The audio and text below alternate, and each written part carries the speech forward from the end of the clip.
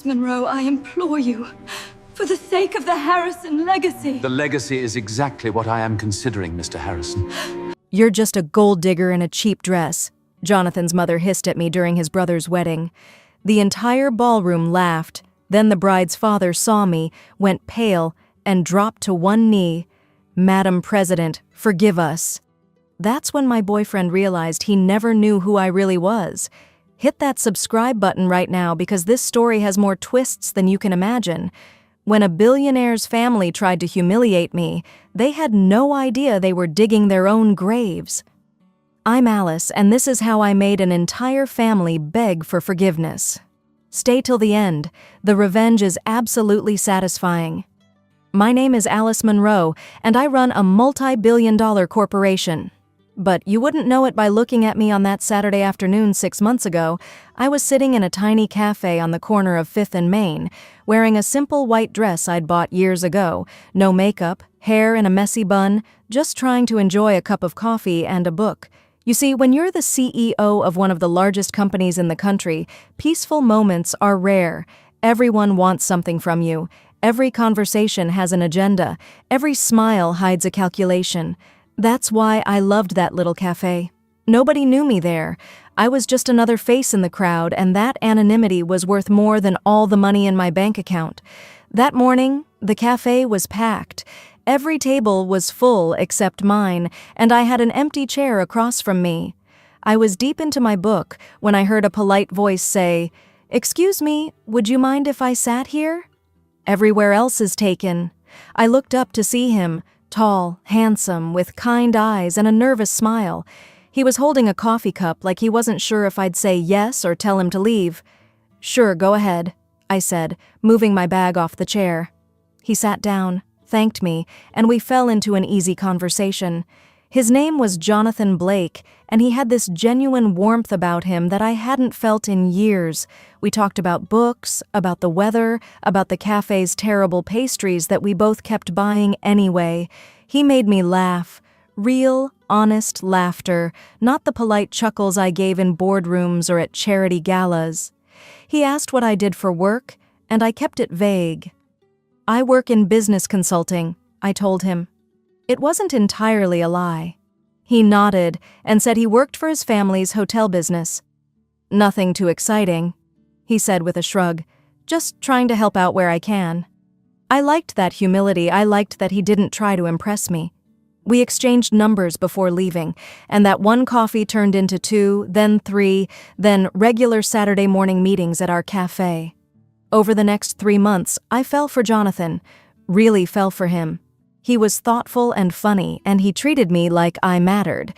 Not because of what I could do for him, but because he genuinely enjoyed my company.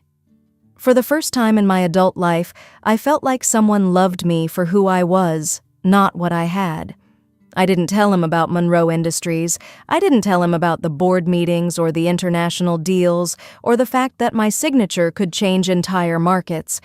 I wanted to keep this one thing pure. Just Alice and Jonathan, 2 people in a cafe falling in love without the weight of expectations. But of course, reality has a way of catching up with you. One evening, after nearly 3 months together, Jonathan invited me to dinner at his family's home. "I want you to meet them," he said, his eyes hopeful. "They're important to me, and so are you."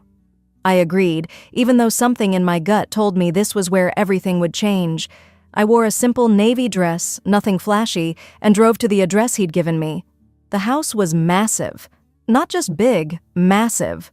A sprawling estate with perfectly manicured gardens and a circular driveway that could fit 20 cars. This wasn't a small hotel business. This was serious wealth. But I didn't judge. I came from money, too, after all. I just hid it better. Jonathan greeted me at the door with a kiss and led me inside. His mother, Mrs. Blake, was waiting in the living room. She was elegant, poised, wearing pearls and a smile that didn't reach her eyes. His sister Natalie lounged on a sofa, scrolling through her phone, barely looking up when I entered. His brother Christopher stood by the fireplace, drink in hand, sizing me up like I was a painting he wasn't sure was worth the price. "Everyone, this is Alice," Jonathan said proudly. Mrs. Blake's eyes traveled from my shoes to my hair, lingering on my simple dress. Her smile tightened. "How lovely to meet you, Alice," she said in a tone that meant the exact opposite. "Jonathan has told us so little about you. What is it you do, dear?" "I work in business consulting," I repeated my practice line. Natalie snorted. "Business consulting? Which mall kiosk do you consult for?" She laughed at her own joke. Christopher smirked into his drink. Mrs. Blake didn't reprimand her daughter. Instead, she just raised an eyebrow at Jonathan as if to say, "This is what you brought home?" Jonathan shifted uncomfortably. "Natalie, don't be rude," he said, but his voice was weak. "He didn't fight for me, not really." I stayed calm, smiled politely, and endured the rest of the evening. They asked invasive questions about my family, my education, my income. Every answer I gave was met with thinly veiled disappointment. By the time dessert was served, I knew exactly what they thought of me. I was beneath them, a nobody. Someone trying to climb the social ladder using their precious Jonathan. I didn't correct them. I wanted to see how far they'd go. A month later, the wedding invitation arrived. Christopher was getting married to a woman named Patricia, and it was going to be the event of the season Jonathan was nervous about bringing me. I could see it in the way he hesitated when he asked, "You'll come with me, right? To the wedding?" I said yes, even though I'd overheard his mother on the phone the week before, practically begging him not to bring that girl because she'd embarrass the family.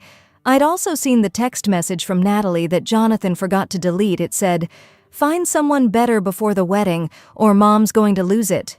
But Jonathan didn't know I'd seen any of this. He thought he was protecting me by not telling me how much his family hated me. I decided to play along. I chose another simple white dress for the wedding.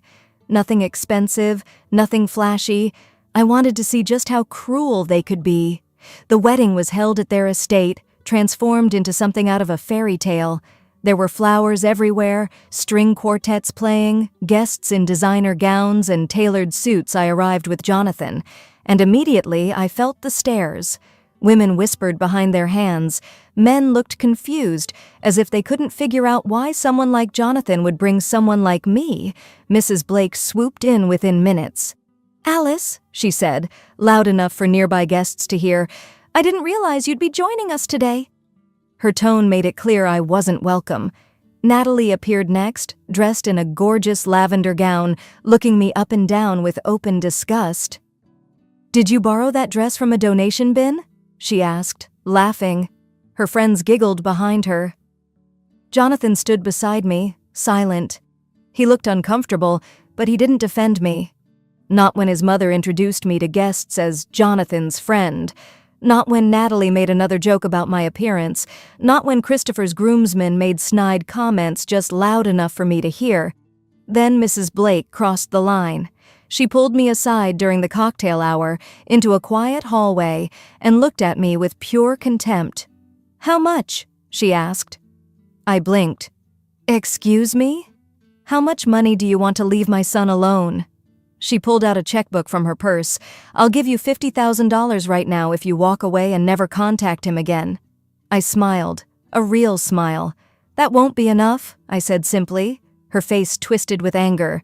"So you admit it. You're just a gold digger." She leaned closer. "You're disgusting.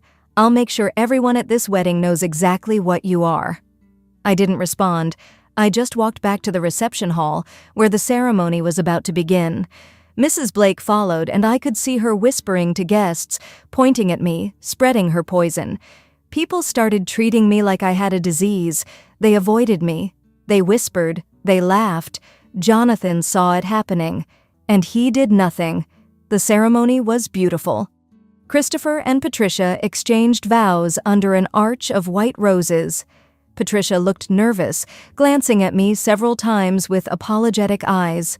She seemed kind, caught in the middle of something she didn't understand. When the ceremony ended and the reception began, the real nightmare started. Mrs. Blake made a spectacle of announcing to a large group of guests, "That woman over there is trying to trap my son for his money. Someone should call security on wedding crashers."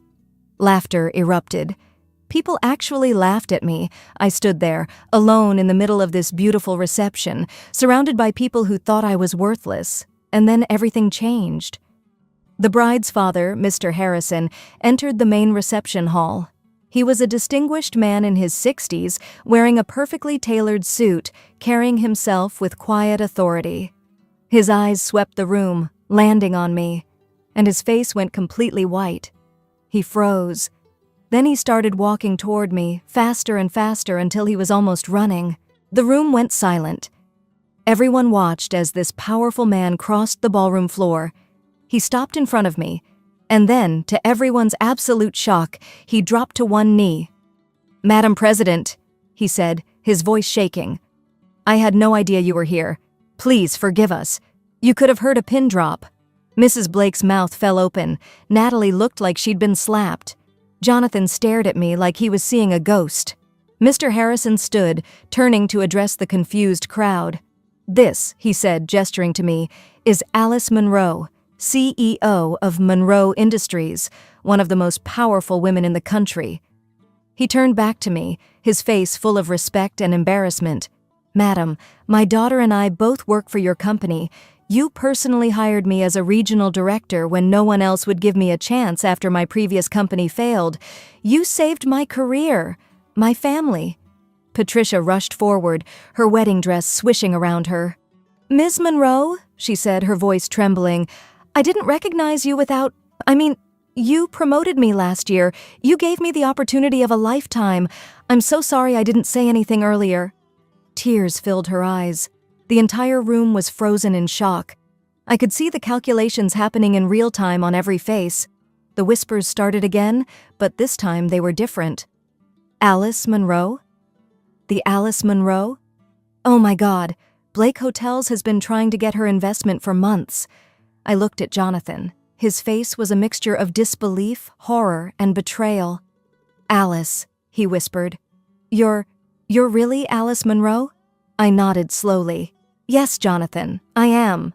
Mrs. Blake tried to recover. She actually tried to smile, to pretend like the last few hours hadn't happened. "Well," she said, her voice shrill, "why didn't you say something? We would have—" "Treated me with respect?" I interrupted, my voice calm but cold. "You would have treated me differently because of my money, but when you thought I was nobody, you showed me exactly who you are." I looked around the room. All of you did. Natalie had gone pale. Christopher looked sick. Mrs. Blake opened her mouth to speak, but I raised my hand. "Mr. Harrison, Patricia, please don't worry. You did nothing wrong. You've both been respectful and kind. Your jobs are secure. And Patricia, your wedding shouldn't be ruined by this." Then I turned my attention back to the Blake family. "For 3 months, I dated your son as a normal woman. I wanted to know if he loved me, the real me, not my money or my position. What I discovered was that your family values appearances over character. You judge people by their clothes, their background, their perceived worth, and you're cruel to those you think are beneath you." Mrs. Blake tried to interrupt, but I silenced her with a look. "You tried to pay me $50,000 to leave Jonathan. You called me disgusting. You told guests I was a gold digger. You humiliated me in front of hundreds of people." I pulled out my phone and opened my banking app. An hour ago, I made a donation, $5 million to a charity that helps women escape financial abuse. I made it in your name, Mrs. Blake. By tomorrow morning, every newspaper will be running a story about your incredible generosity. Everyone will know what a philanthropic family you are." Her eyes widened with understanding. She'd have to maintain that image now, make more donations, attend charity events, or be exposed as a fraud. I'd trapped her in her own web of appearances, but I wasn't done. I also did some research this week. Blake Hotels has been seeking a major investment for expansion. You've been in negotiations with several potential investors. Christopher's face went from pale to green. He knew where this was going. "Monroe Industries was your top choice. We were scheduled to meet next month to discuss a $200 million investment that would have tripled your business." I paused. "That meeting is canceled. Permanently. I don't do business with people who lack basic human decency." Christopher actually gasped. You were the investor?" The family's entire expansion plan, their dreams of growth, everything they'd been working toward. I'd just destroyed it with a single sentence. Natalie started crying. Mrs. Blake looked like she might faint. Jonathan stepped forward, reaching for my arm. Alice, please, I didn't know. I never knew who you were. Please, can we talk about this? I pulled my arm away. You didn't know who I was, but you knew who you were. You knew when your mother insulted me, when your sister mocked me, when guests laughed at me. You were there for all of it, Jonathan. His eyes filled with tears. I should have defended you more. I know. I was weak, but I love you, Alice. I really do. You loved the girl you thought you could control, I said quietly. You loved feeling superior. You were embarrassed by me, Jonathan, not because of who I am, but because of what you thought I was that tells me everything I need to know about your character. I looked at Mrs. Blake one more time. You said I wasn't good enough for your son. The truth is, your son was never good enough for me.